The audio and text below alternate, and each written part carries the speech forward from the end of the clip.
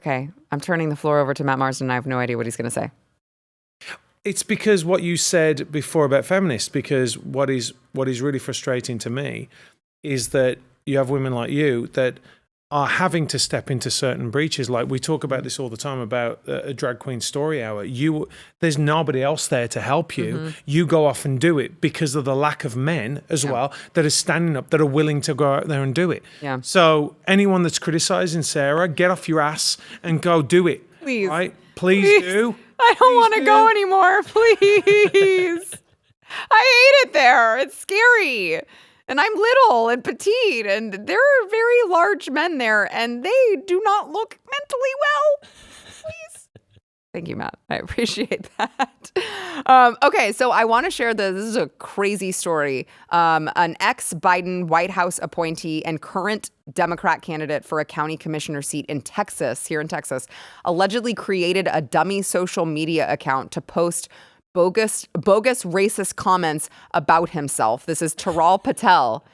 They do it. They have to make up the hate crimes because they don't exist, and they make them up. Taral Patel, he's 30, and he's running for county commissioner in Fort Bend County, Precinct 3, just outside of Houston. He was just arrested for online impersonation last week after an investigation initiated by his opponent. Gee, I wonder who's gonna win. So he made this lengthy Facebook post in September in which he painted himself and his family as victims of a vicious race-based smear campaign perpetrated by his opponent's supporters. And he had like a bunch of made-up messages that he created himself that he was calling himself, I should say, monkey and subhuman and, oh my gosh, people are attacking my Hindu faith. And it turns out that it was him all along. It was just him. And then he got arrested, which is a long line of things that play out exactly like this because white people are so damn like nice and easygoing in this country now that you have to make up the racist ones. I would like Mr. Patel to know that this is MAGA country. Yeah. Right. Right. Like, did you not learn from Jesse? Yeah, I mean, the Democrats, this is their number one card is identity politics, and it does remain the undefeated champion. I mean, apparently the greatest sin in America is if someone is known or says something racist. It's not that people are getting shot in inner cities. It's not that crime is running rampant.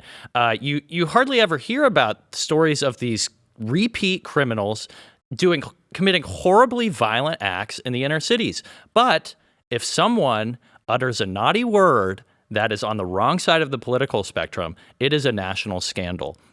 And this is the problem with the media, not Blaze, but legacy media, is that they divert attention in such ways that they're not actually focused on fighting the power or, holding criminals accountable. They are interested in punishing their perceived enemies, which is Red America. Yeah. No, and to Logan's point, I know you were joking, referencing Jussie Smollett by saying this. I wasn't joking. This is MAGA country. Well, this is MAGA country, damn it. But this guy, he did try very much to tie all of these racist comments that he made up himself. He's like, oh, they're incited by people like former President Donald Trump and today's extremist Republican Party. Like, he literally was agreeing with you. This is MAGA country.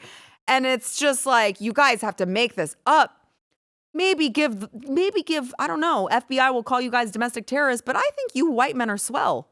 I like you. I think you're great. Thank you. Thank you. I have a friend who's a Latina. I'm clearly not racist. Look, I actually think, though, I slightly disagree with you because I think nobody cares anymore. That's good, too. I think that's true. They say to me, they're like, oh, it's because, I say it. Say it. Just say it. I don't care.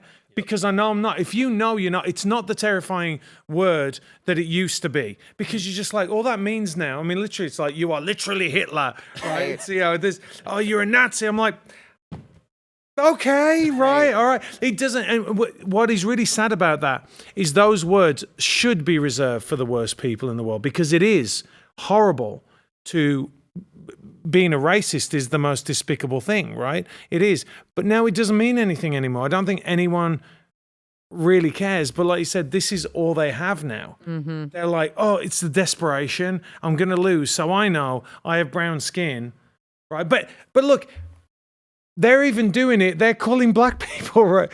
Like black people, white supremacists. Yeah. So it's all I'm a like, self-hating white passing Latina because I believe in border security. So I am also a white supremacist as well. Of course you are. Yeah. We're all in this together, boys. By the way, I know we have to go to break here, but I did want to mention this cute little tidbit.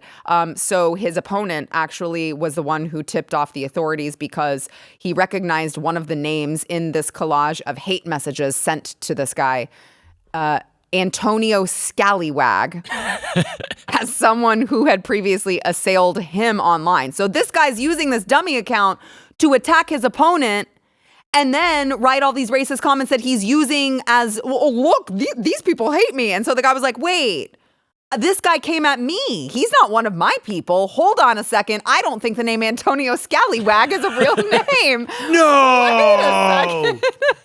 So this is a felony, and I would say couldn't happen to a more deserving person. If you like this clip and you want to see the full episode, click here. And if you want to subscribe to the channel, come on, you know you do. Click here.